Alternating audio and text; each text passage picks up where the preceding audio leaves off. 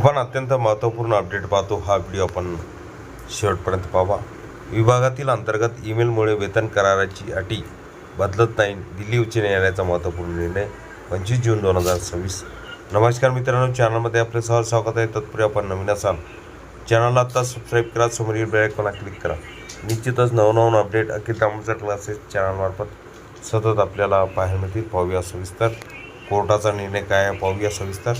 कंपनीतील अंतर्गत पत्रव्यवहार किंवा ईमेलमुळे कर्मचाऱ्याने स्वाक्षरी केलेल्या वेतन पुनर्रचना करारातील स्पष्ट अटी बदलत नाहीत, असा महत्त्वपूर्ण निर्णय दिल्ली उच्च न्यायालयाने दिला आहे. न्यायालयाने एका माजी कर्मचाऱ्यांच्या कथित थकीत वेतन आणि नुकसान भरपाई बोनस मिळवण्याची मागणी फेटाळून लावत खालच्या न्यायालयाचा निर्णय कायम ठेवला.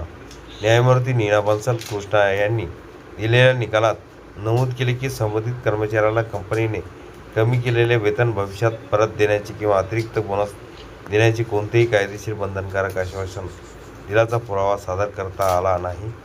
प्रकरणातील माहितीनुसार अपीलकर्त्या कर्मचाऱ्याने 1993 मध्ये कंपनीत नोकरी सुरू केली होती आणि जुलै 2004 मध्ये राजीनामा दिला.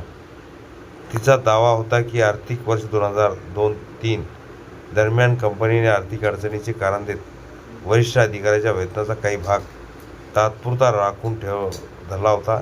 तसेच 1 एप्रिल 2003 पासून ही रक्कम परत दिली जाईल आणि 1 महिन्याच्या वेतन एवढा बोनसही दिला जाईल असे आश्वासन देण्यात आले होते.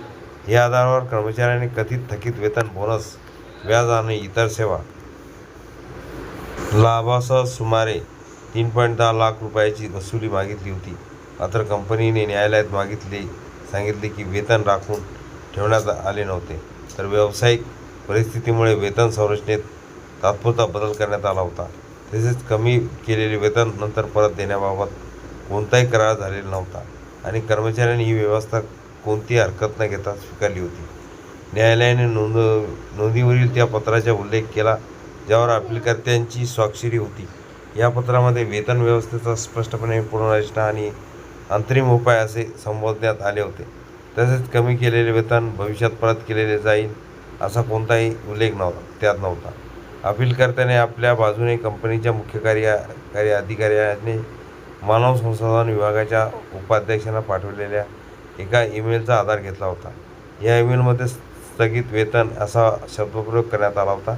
मात्र न्यायालयाने स्पष्ट केले की हा केवळ कंपनीचा अंतर्गत व्यवहार होता. तो कर्मचाऱ्याला पाठवण्यात आलेला नव्हता आणि त्यावर तिची स्वाक्षरीही नव्हती. त्यामुळे तो कंपनीकडून देण्यात आलेला अधिकृत किंवा कायदेशीर आश्वासनाचा पुरावा मानता येणार नाही. याशिवाय कमी केलेले वेतन भविष्यात परत देण्यासंदर्भात कोणताही लेखी करार, संचालक मंडळाचा ठराव किंवा इतर कोणतेही समकालीन दस्तावेज नोंदीवर उपलब्ध नसल्याचे न्यायालयाने नमूद केले. त्यामुळे संबंधित कर्मचाऱ्यांची अपील फेटाळण्यात आली. अजूनही चॅनलवर नवीन असाल चॅनलला लगेच सबस्क्राईब करा, समोरील बेल आयकॉनवर क्लिक करा. तसेच नवनवीन अपडेट आपल्यापर्यंत सहज पोहोचतील.